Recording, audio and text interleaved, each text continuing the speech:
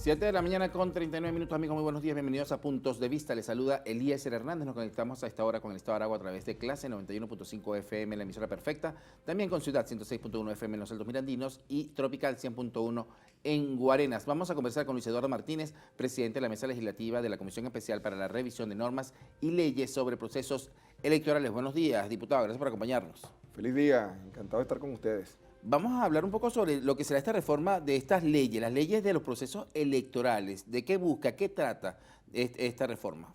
Fundamentalmente adecuar una legislación que en algunos casos data de bastantes años atrás a las realidades de hoy, a los grandes retos del mañana. Se está revisando la casi totalidad del cuerpo legislativo electoral, incluso la propia Constitución. En la madrugada terminé de revisar las distintas propuestas que han sido hechas por partidos políticos, observadores electorales, universidades, jóvenes, pueblos originarios, y al mediodía tenemos una reunión de la Comisión Especial que preside el diputado Jorge Rodríguez para considerar la totalidad de las propuestas que han hecho, no solamente en la mesa legislativa, sino también en la denominada mesa constitucional que preside el diputado Nicolás Maduro Guerra y en la mesa técnica que preside el diputado Francisco Amelias. Son más de un centenar de sugerencias, de propuestas, de planteamientos que existen, algunos de los cuales tendrán que transcurrir un tiempo más por la naturaleza de la propuesta para que se consideren, pero hay unos que con seguridad vamos a aprobar antes del 30 de diciembre de este año para que pueda ser aplicable a las elecciones del año que viene. ¿Cuáles son las propuestas que más se repiten? ¿Cuáles son esas que ustedes en este trato que han hecho con los distintos órganos de poder y también con el Poder Popular le han insistido en que debe ser incorporado? Me gustaría muchísimo adelantártelo, pero uno de los compromisos que hicimos en la comisión es que mientras no se conozca en el seno de esta la totalidad de la sugerencia, no lo hiciéramos público. Pero sí te puedo asegurar, uno, insisto, son más de 100 las hechas. Dos, que la participación ha sido bastante importante. Y tres, que apuntan todas a mejorar nuestro sistema electoral. Que, vuelvo a señalarlo, algunas tocan la propia Constitución Nacional, otras las distintas leyes orgánicas vinculadas a los procesos, otras a las leyes, y también se está haciendo un análisis de las sentencias del TCJ y de la normativa del CNE en esa materia. Hay la intención, el deseo, el empeño de que los venezolanos podamos contar con un sistema electoral que se corresponda con los tiempos que vienen. Bueno, déjame mencionarte solo un hecho. Entre las muchas propuestas hechas, hay interesantes planteamientos en relación a lo digital, al blockchain, a la inteligencia artificial, que hoy hace unos minutos que se referían a ella. Y en ese sentido, Venezuela pudiera ser vanguardia en el continente y en el mundo con la implementación de estas nuevas tecnologías en nuestros procesos electorales. Habla de que algunos de estos artículos estarían vinculados con la Constitución de la República Bolivariana de Venezuela. ¿Sería un proceso constituyente? ¿Cómo sería la reforma de la Constitución en esta materia? Bueno, hay varias posibilidades que ofrece la propia Constitución cuando se toca uno, dos, tres artículos, unos pocos artículos. Está la reforma constitucional, está la enmienda constitucional. Ambas tienen que pasar por un proceso referendario, pero en cualquier caso no pareciera que da tiempo de que esas reformas que tocan la Constitución pudieran aprobarse en el tiempo que nos hemos establecido, en el periodo que nos establecimos, que es el 30 de diciembre. Tendría que esperar un poco más. O sea, que podrían llamar a unas elecciones, a un referéndum en cualquier momento. En el supuesto que se aprueben cambios en la Constitución en materia electoral, es obligante. La propia Constitución establece en los procedimientos de su reforma o enmienda que 30 días más tarde, después de concluido y aprobado por la Asamblea Nacional estos cambios, tiene que someterse a un referéndum. Pero insisto, nada de eso está en este momento decidido. Solo hasta ahora hay sugerencias, planteamientos, algunos bien novedosos, que será a partir de hoy, a las 12 del día, cuando empezaremos a decantar. Es imposible que las ciento y tantas propuestas, 116 para ser exacto, puedan ser trabajadas en el lazo que tenemos por delante. Entonces tendremos que decantar entre las más importantes y otras esperarán un poco más. ¿Qué pasará con la sala electoral del Tribunal Supremo de Justicia? Y lo digo porque jugó un papel fundamental en las pasadas elecciones del 28 de julio, en la que tuvo la responsabilidad de emitir la sentencia a favor, en este caso, del presidente Nicolás Maduro como ganador de las elecciones. No todos están de acuerdo con que haya sido la Asamblea, el Tribunal Supremo de Justicia, y dicen que debió ser el Consejo Nacional Electoral quien debió dar los resultados, a pesar de que el CNE dio sus resultados y lo que hizo la Sala Electoral fue avalarlos. El Consejo Nacional Electoral cumplió con su trabajo, dio los resultados en el momento que le correspondía. La Sala Electoral ejerció las facultades que establecen la Constitución y eso es casi habitual en muchos países del mundo. En el último proceso electoral en los Estados Unidos, que se precian de ser un modelo de democracia, hubo distintas demandas, no solo en el Tribunal Supremo, que es la instancia equivalente a nuestro TCJ, sino también lo hubo en tribunales en los estados. Y hace unos años atrás hubo unas elecciones donde se enfrentaron Al Gore con George Bush hijo, que terminó decidiendo su instancia suprema de justicia. De tal manera que no hay absolutamente ningún motivo para alarmarse o extrañarse de que una instancia de esta naturaleza toma una decisión que, por cierto, ratificó ayer y ratificó anteayer, porque hubo dos recursos que se presentaron que el TCJ resolvió que eran inadmisibles. Ahora, dentro de las sugerencias que hay, existen propuestas que van a permitir viabilizar, facilitar, apoyar el trabajo de la sala electoral, porque la sala electoral, a diferencia de lo que algunos pueden imaginarse, no solamente toca las elecciones presidenciales o legislativas o regionales. En la sala electoral se consideran absolutamente todos los procesos electorales que se viven en Venezuela, de universidades, de colegios, de asociaciones civiles. Entonces están inundados de casos que tienen que dirimir.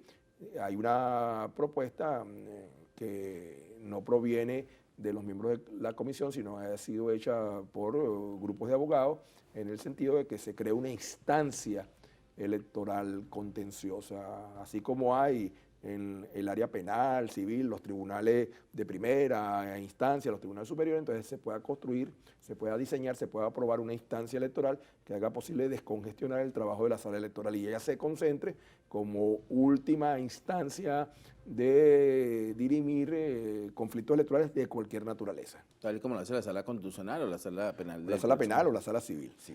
En el próximo año hay unas mega elecciones, así se han catalogado, y lo he dicho incluso al presidente de la República, donde los venezolanos buscan elegir incluso las autoridades más cercanas a su domicilio.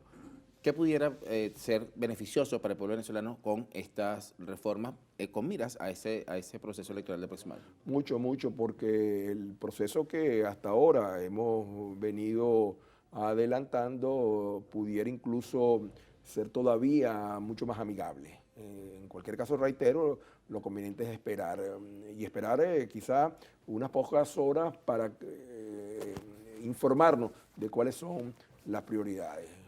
Ahora, tú lo has dicho, el año que viene se va a elegir gobernadores, alcaldes, concejales, legisladores regionales y diputados de la Asamblea Nacional. Estamos hablando de más de 5.000 cargos de elección popular que se van a dirimir. Son unas elecciones complejas que van a requerir de un gran esfuerzo logístico, no solamente del Consejo Nacional Electoral, sino también de los partidos políticos que participen, y esperamos que participe el mayor número de organizaciones políticas. La única ruta que en Venezuela hay para dirimir los conflictos por el poder son las elecciones, es el voto. El año que viene es una gran oportunidad para que reafirmemos los procesos de paz en Venezuela votando. Según su perspectiva, su punto de vista, los partidos políticos que no reconocieron el proceso electoral del pasado 28 de julio, ¿podrán participar, deberán participar en ese proceso? Bueno, hasta por vergüenza no deberían participar. Es una cuestión elemental. Si yo no reconozco a un árbitro, si yo no reconozco los resultados que una y otra vez se han ratificado, entonces mal puedo estar yo participando en futuras ocasiones. En cualquier caso, corresponderá a este proceso que estamos adelantando tomar definiciones con respecto a eso. Pero otra vez, y perdóname que sea tan reiterativo, las definiciones en esa materia podremos tenerlas en la calle, porque hay que hacer una consulta de opinión incluso en los próximos días. Eso iba a preguntarle precisamente, luego de estas propuestas que el día de hoy piensan dirimir la comisión, ¿van a la calle a hacer la consulta popular? Bueno, ayer el diputado Pedro Carreño informó y sugirió que pasáramos una etapa de parlamentarismo de calle, que aprovecháramos este fin de semana para oír el mayor número de consultas. Ya la estamos oyendo, pero que lo sistematizáramos. Eso no significa que luego de cualquier reforma que se emprenda o cualquier ley incluso nueva, porque hay algunas propuestas de nuevas leyes que se aprueben en primera discusión, no se lleven a la discusión pública. Es obligante. La Constitución establece que cualquier reforma de ley, cualquier proyecto de ley, cualquier nueva ley, tiene que, una vez que se apruebe en primera discusión, ser sometida a consulta pública. Eso hay que hacerlo y conviene hacerlo porque muchas veces las leyes se mejoran en base a las sugerencias que se dan en esas consultas. Estamos abiertos, absolutamente abiertos, prestos a recibir opiniones. Ojalá que más allá de los partidos políticos, más allá de los actores de la vida política, otros ciudadanos puedan participar y hagan sugerencias. Especialmente nos gustaría muchísimo que los sectores que están vinculados al área académica, los estudiosos del electoral, puedan hacer nuevos aportes. Ayer recibí una sugerencia del Comité de Observadores Electorales Latinoamericanos y bastante densa. Ahora mismo en la madrugada estaba revisando las últimas propuestas que provienen de representantes de pueblos originarios, de representantes de dirigentes universitarios o estudiantiles. Precisamente de los pueblos originarios queremos conversar y lo vamos a hacer al regreso de la pausa. Con nosotros Luis Eduardo Martínez, él es el presidente de la Mesa Legislativa de la Comisión Especial para la Revisión de Normas y Leyes sobre Procesos Electorales. Esto es Punto de Vista, amigos, ya venimos. 7 de la mañana con 51 minutos, estamos de regreso con más de Puntos de Vista, conversando con Luis Eduardo Martínez, presidente de la Mesa Legislativa de la Comisión Especial para la Revisión de Normas y Leyes sobre Procesos Electorales. En la parte anterior quedamos en conversar sobre los pueblos originarios. Ellos regularmente tienen sus propias leyes, incluso sus propias leyes electorales, porque tienen condiciones distintas a lo que es cualquier comunidad en nuestro país. ¿Qué va a pasar con las leyes de ellos? Bueno, nosotros somos muy respetuosos de lo que son sus tradiciones, lo que tú has denominado sus leyes, y en ese sentido las propuestas que ayer hicieron tendrán de nosotros la mayor receptividad, pero es fundamental que lo que incluso tiene rango constitucional se respete para cualquier legislación, en este caso la electoral. Hay una representación indígena no solamente en la Asamblea Nacional, también en los consejos legislativos de aquellas entidades donde hay pueblos originarios, y también se replica en las instancias municipales. Seremos cuidadosos, nosotros tenemos que hacer posible que esa cultura, porque esa es la denominación correcta, esas tradiciones se respeten y les permitan a ellos elegir sus mejores representantes, en este caso los que corresponden el año que viene. Usted con su experiencia política, recordemos que Luis Eduardo Martínez fue candidato presidencial en el proceso recientemente culminado, ¿cree que el pueblo venezolano está preparado para las megaelecciones del 2025?